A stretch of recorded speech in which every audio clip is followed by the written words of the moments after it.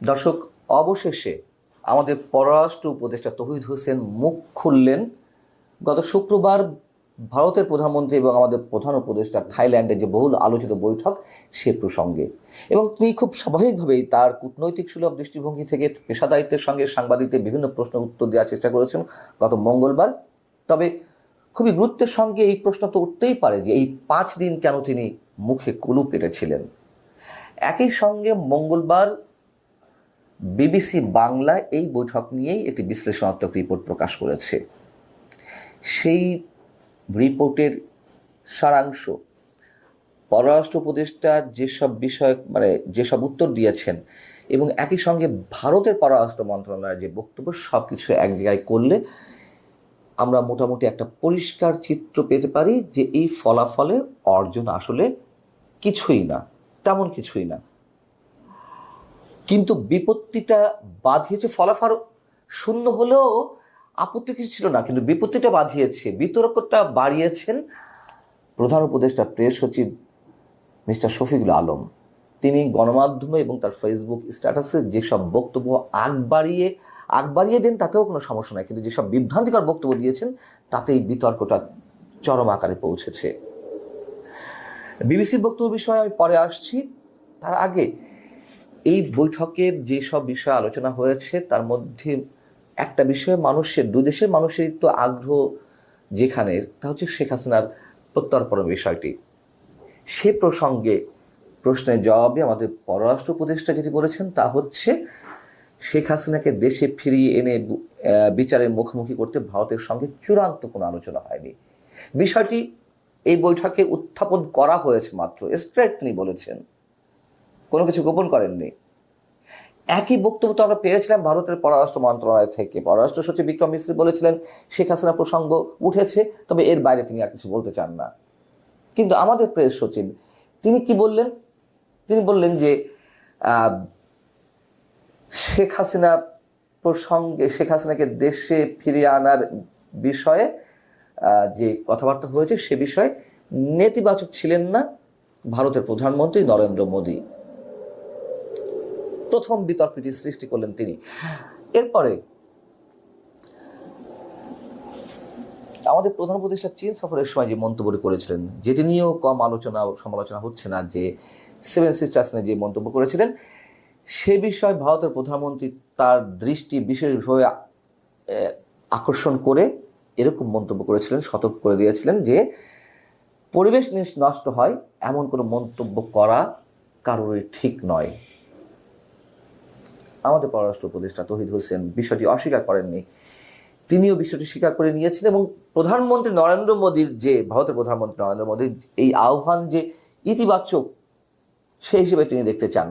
তিনি বলছেন যে তৌহিদ হোসেন এমন উত্তেজনাকর বক্তব্য উভয় দিক থেকেই পরিহার করা উচিত। এটা আসলে একতরফাভাবে হয়েছে তা কিন্তু নয়, হয়তো আমাদের কেউ কেউ বলছেন সেটা আসলে তখন তাদের না বলাই ভালো, অনর্থক সমস্যা সৃষ্টি করা। অবশ্যই ভারতের পক্ষ থেকে নানান ধরনের আপত্তিকর মন্তব্য এর আগেও তো এসেছে, না আমাদের পক্ষ থেকেও তো কম করা হয়নি।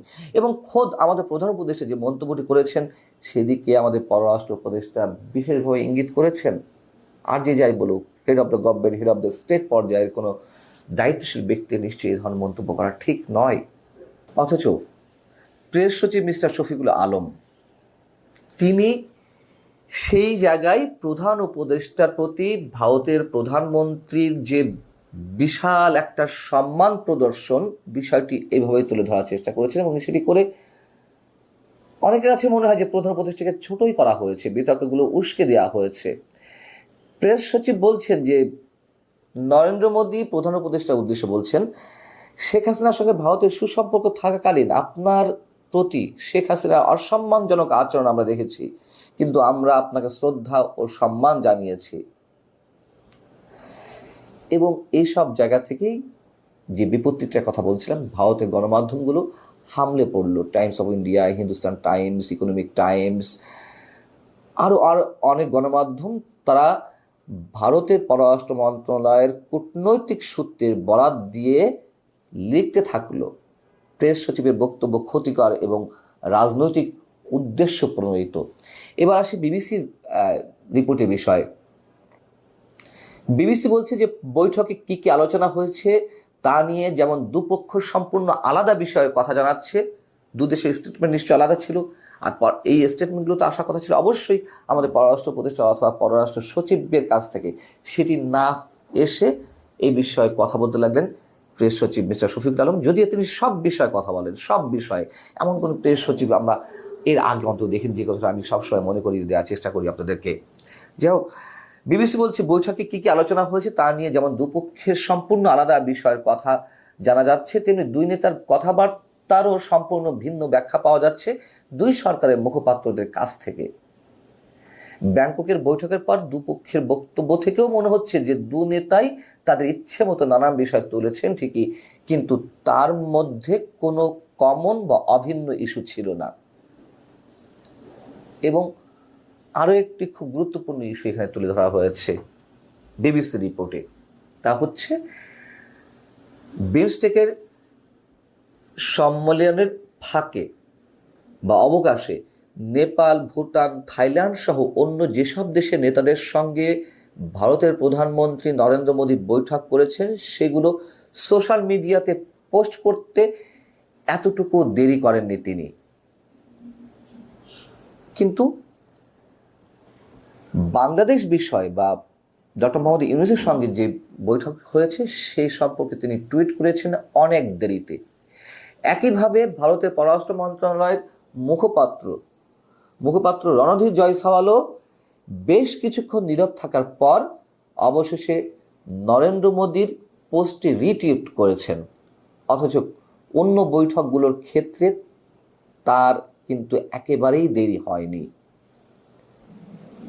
এসব মিলিয়ে বিবিসি বলার চেষ্টা করছে যে মোটের উপর সব মিলিয়ে এটা মনে করা যেতেই পারে ভারত খুব সচেতনভাবে মোদি ইউনূস বৈঠকের গুরুত্বকে ডাউন প্লে করতে চেয়েছে, মানে সোজা কথায় এর গুরুত্ব খাটো করে দেখাতে চেয়েছে।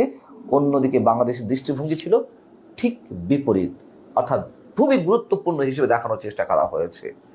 ভারত দেখানোর চেষ্টা করেছে যে বাংলাদেশ ব্যস্ত হয়ে উঠেছে, বাংলাদেশের জন্য এই বৈঠকটি খুব প্রয়োজন, বাংলাদেশের দুর্বলতাগুলো ফুটিয়ে তোলার চেষ্টা করা হয়েছে ভারতের পক্ষ থেকে।